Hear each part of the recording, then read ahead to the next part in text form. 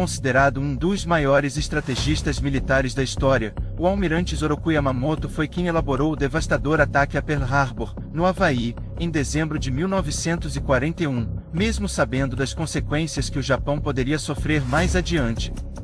A ofensiva, que deixou mais de 2,4 mil mortos, além de destruir boa parte da frota da Marinha dos Estados Unidos posicionada no Oceano Pacífico, custou caro ao Japão e, sobretudo, para Yamamoto. O ataque a Pearl Harbor foi uma missão preventiva, na qual o Japão ganhou uma vantagem de 6 meses em relação aos Estados Unidos e tempo suficiente para invadir diversos territórios no Pacífico com pouco ou nenhuma resistência. E Yamamoto esteve à frente de praticamente todas essas operações. No entanto, tinha plena consciência do que estava fazendo. "Receio que tenhamos acordado um gigante adormecido", declarou o almirante logo após o ataque ao Havaí. E foi justamente a ofensiva a Pearl Harbor que levou os Estados Unidos para a Segunda Guerra Mundial. A nação, liderada pelo então presidente Franklin Delano Roosevelt, que considerou o ataque uma infâmia, atuou em todas as frentes de combate e teve papel fundamental na vitória dos aliados. Yamamoto, porém, não viveu para testemunhar a derrota do Japão. Filho do samurai Sadayoshi Takano, Yamamoto, que nasceu em 4 de abril de 1884, conhecia muito bem os americanos. O homem que se tornaria o comandante-chefe da Marinha Imperial do Japão foi adotado por uma tradicional família japonesa, o também clã samurai Yamamoto, estudou na Universidade de Harvard e tinha pleno domínio do idioma inglês, assim como dos costumes do país e conhecimento sobre sua infraestrutura industrial.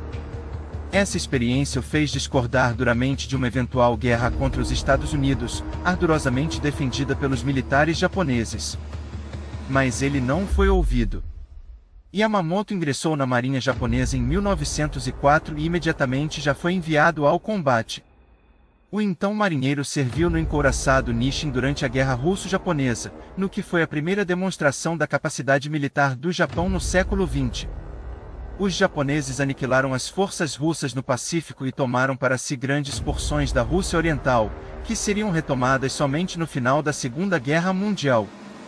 Durante a Batalha Naval de Tsushima, o navio de Yamamoto foi atacado, o que lhe custou a perda de 2 dedos na mão esquerda.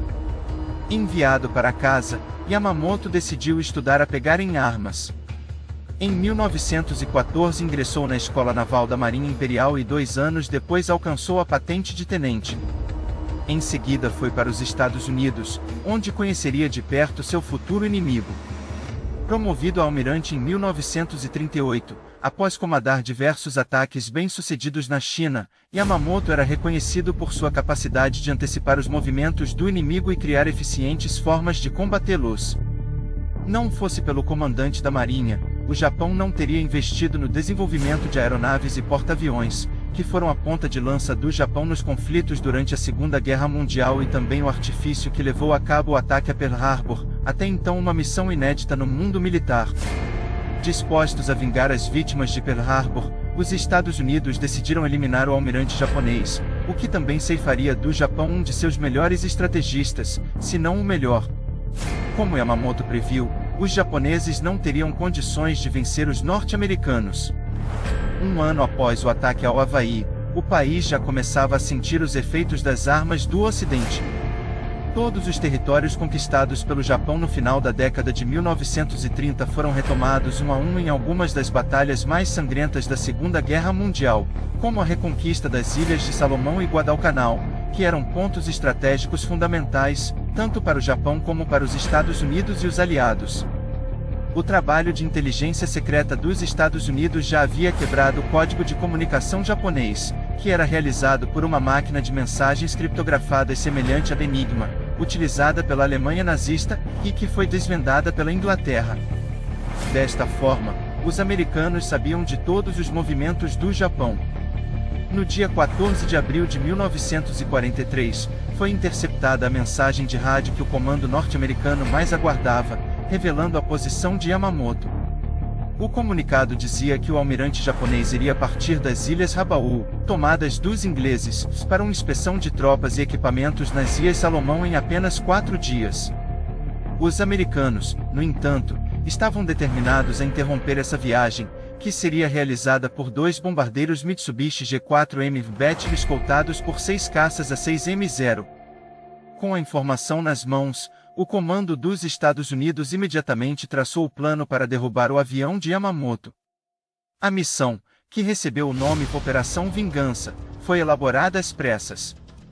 Decidiu-se que seria formada uma força com 16 caças Lockheed P-38 Lightning baseados em Guadalcanal equipados com tanques de combustível auxiliares para alcançar a formação de aviões japoneses, que estava a cerca de 1.600 km de distância.